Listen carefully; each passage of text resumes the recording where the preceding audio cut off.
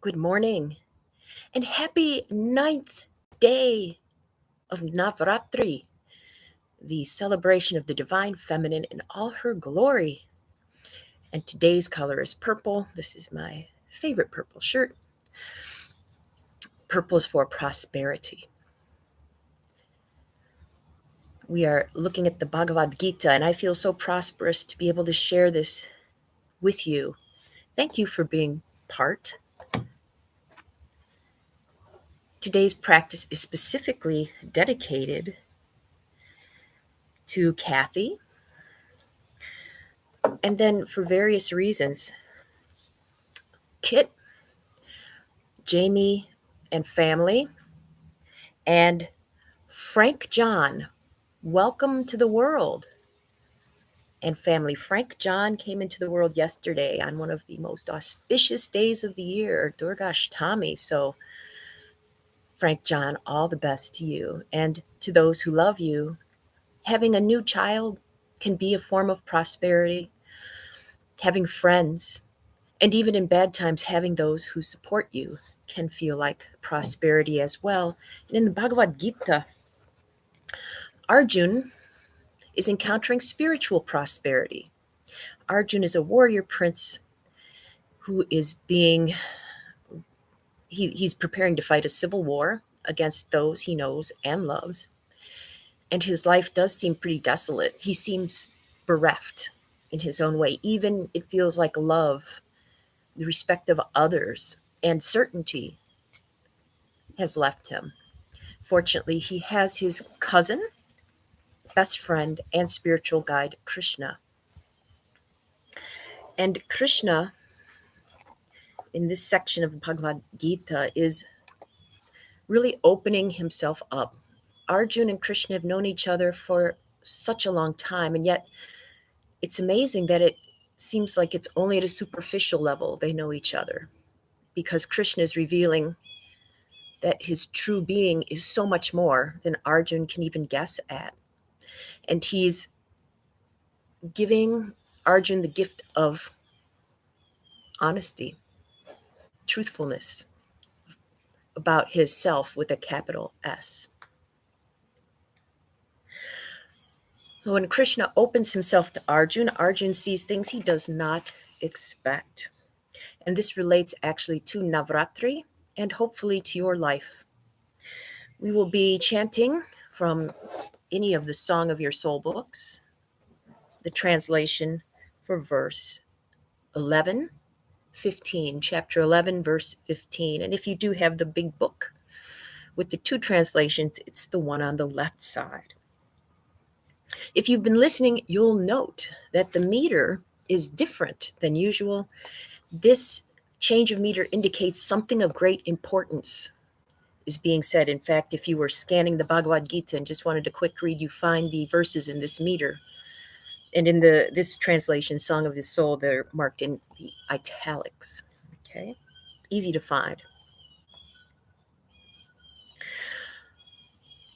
So Arjun is looking at the true self of his friend Krishna, and this is what he says. And remember, Arjun is a great warrior prince. He's not shaken by much of anything. Arjun says, I see all the gods in thy body, O God, and also hosts of many kinds of beings, the Creator seated on his lotus throne, and all the celestial serpents and seers.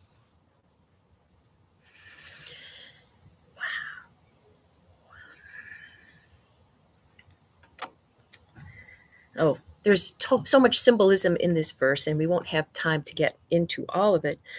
But what can be remarkable here is that Arjun sees within his friend Krishna everything, the best of the best. When we see the best of the best in others, that really influences how we treat them. And Arjun is realizing, hey, maybe I didn't put forth my best in how I've treated you in the past, Krishna, and he does say this actually coming up in the chapter. It's a wonder of awe. This is when we're truly intimate, and I don't necessarily mean physical intimacy, truly intimate, because sex can be as much of a block to intimacy as a facilitator in certain circumstances. But when we're truly intimate with somebody and we see everything within, when we know them, it can be tremendously healing for us and for them. One of the reasons I'm so glad this verse just kind of happened to come up today is the final day of Navaratri is these varying aspects of the divine feminine. And you can see some of her infinite forms just behind me, trees, even a garage, a hammock stand, Navaratri lights, flowers, everything. Seeing this as part of the divine, this wholeness, this continuous existence that seems fragmented. We talked about pieces yesterday, but it's easy to think of broken pieces and uniting them and fixing them. But what if we look at whole entities as being part of a greater wholeness? So that tree behind me isn't broken, but it can still become part of a greater wholeness. The ecological system, the planet, the cosmos. And when we shift our view to ourselves as being whole already, and then we can be part of an even greater wholeness, this is actually the great basis for healing.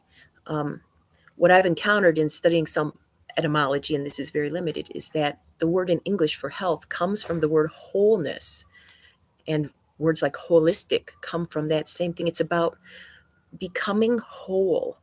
When we shut off any part of ourselves, we are denying ourselves wholeness. And when we shut off any part of the world, we are denying ourselves wholeness. And when we demand others shut off parts of themselves, we are denying both them and ourselves wholeness.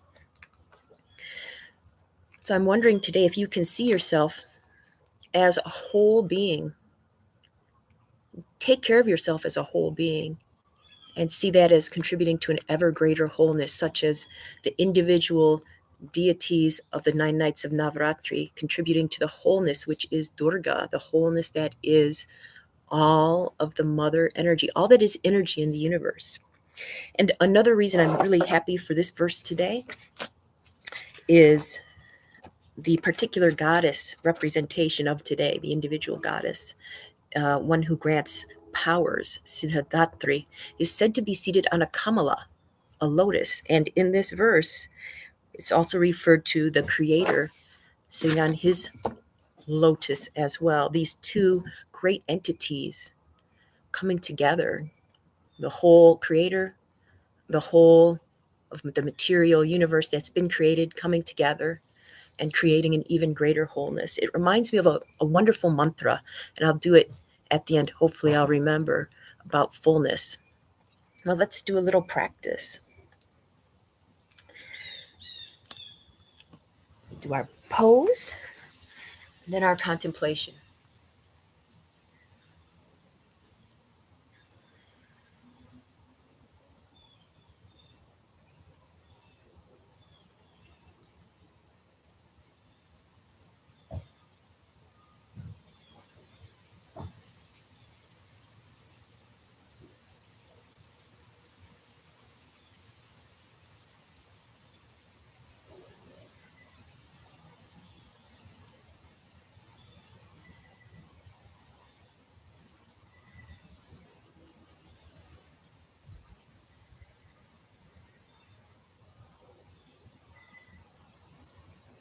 Switch sides.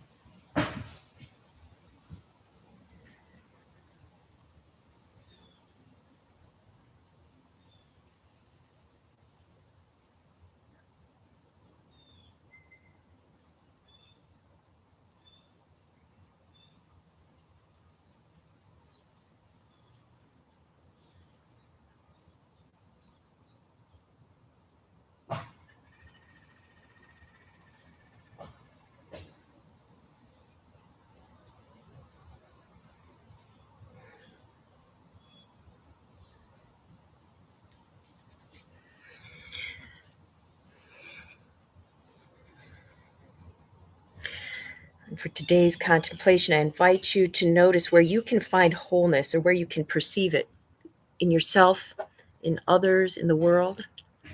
We'll do this for 5 minutes.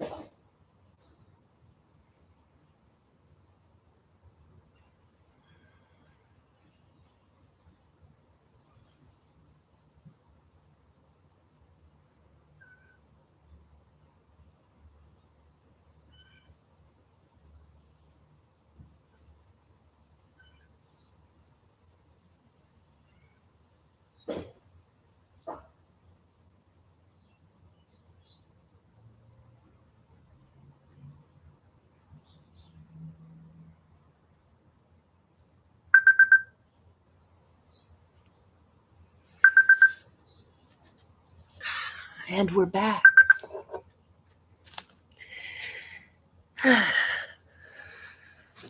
So I mentioned I chant a mantra about wholeness. It's called the Purnahuti, and the word Purna can mean fullness or wholeness. And it talks about if something is whole, even if you take the whole from it, the whole still remains, and it's WHOLE, the whole. I am whole, you are whole, everything is whole. And it makes me think of the word hologram. In English, if you take a hologram and you break it into pieces, each piece contains the whole hologram. It's fascinating. Some people say the universe is a hologram, so every piece of it contains everything else. So I'll chant this as best I can. And remember, my Sanskrit is not perfect by any means, but this is heartfelt. Om Purnamada Purnamidam Purnat Purnamudachyate Purnasya Purnamadaya Purnamaivavashishyate. Om Shanti Shanti Shanti. You are whole, and I'm glad you are part of my whole life. You make it more complete, and I look forward to seeing you again soon. Until then,